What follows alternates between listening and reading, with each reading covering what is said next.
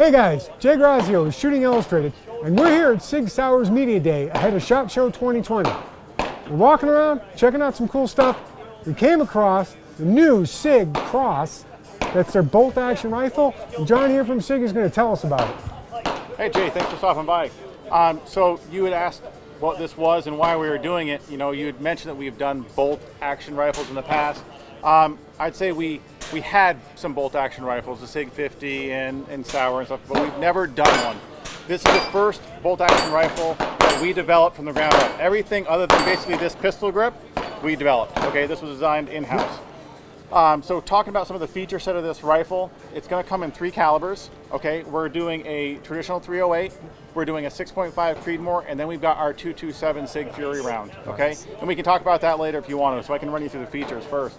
So they're all going to be stainless barreled. Okay, they're 16-inch barrels for this configuration that you see right here, which will be in the 308 and in the 277. Gotcha. And a 6.5, we went to an 18-inch barrel. You lose a lot of speed if you drop that 2 inches. So we want to keep it at an 18-inch barrel. Okay. So then we have our threaded barrel tapered. So the taper lock is there for any suppressors if you want to use a SIG suppressor. It also comes with this 90-degree adapter if you have a different suppressor, if you're not using a SIG suppressor. Gotcha. Okay. The handguard itself is obviously free-floated. It's got M-LOK 6, 9, 12 o'clock. And what it does is it's real thin, real light.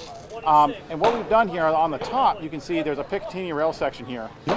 We have that standard as a 0 MOA. Okay, that's what you'll buy the rifle as. But there's 2 other accessories we're doing for that. One, we're allowing it to be a 20 MOA. The other thing is we have a full-length pick rail section if you want to have a full-length pick rail section for any reason. The last thing we're doing there is we're also making it so we have scope rings that mount directly to the receiver. So you don't have to have a pick rail if you don't want one more connection point, if you want to get that out of the way. The biggest feature of this whole rifle, if I had to argue anything, is the one-piece receiver. So this entire thing from this section here all the way to the black is one thing of aluminum. Okay, it's made of a forging, 70-75 aluminum. So that really makes it so the accuracy of this gun is totally down to how good you make the barrel. If you make a good barrel, you have an accurate gun. The barrel is latched on similar to a AR-15. It has a barrel extension, it locks into place. One of the things we did different with the barrel though is we actually designed it so that way a traditional AR-15, you know, you put the barrel extension on the barrel and the headspace is kind of set by the tolerance of those 2 parts mated together and how much you torque it, okay? What we did here is we actually put a castle nut on the end of the barrel. So you can turn your barrel extension on, then take your castle nut and lock it into place. So we can set the headspace and lock it in place. So no longer is it toleranced by a whole bunch of parts and what it comes out as it is, we can force it to exactly the headspace we want, which helps with the accuracy, as everybody knows, okay? So then going through the gun, you're going to see it's a 2-stage match trigger. It is adjustable from 2.5 pounds up to 4.5 pounds. The gun overall is about 6.5 pounds, depending on the configuration, so it is a super light rifle. The bolt throw is a 60-degree bolt throw, okay?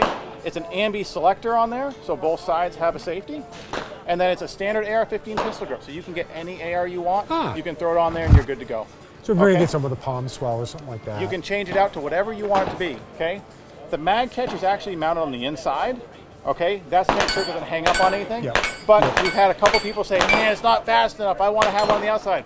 So we are going to be making an accessory mag catch that allows you to have paddles on each side and you can drop it quicker if you want to do that. For the gun leaving the factory, it's going to be with the internal one, okay? As far as folding the stock, which is one of the other big features of this rifle, it is a press button, press the button, lift up a tiny bit. Everybody gets hung up, thinking push the button and it'll fold. It doesn't do that. There are 2 camming surfaces. You've got to push and it'll go up a little bit. And then you can get it there. Now it will and does lock the bolt handle in the closed position, and it locks in the closed position. So when that's there, you got to press the button. Don't just yank on it, okay? So you press the button, it'll fold back out for you. My reputation precedes me. So then going through the stock, it is fully adjustable. The cheek comb is spring-loaded, so if you open that up, you'll see it pops open. Now the way you adjust that is actually get behind the rifle, put your cheek on it, and press down to where you want to be, and then just lock it into place, okay? So no longer are you moving it over here and getting behind it. You just get behind it, set yourself down, lock it into place, you're good to go. This screw here, you loosen that screw, you can change your length of pull, press this button, and you can change your cheek pad up and down. If you want to change cant, you can, but that's with a screw. You've got to go in here to the Torx nut, turn that, and now you can change your cant. Yep, That's the only gotcha. thing that's not, that is a tooled part of the adjustment.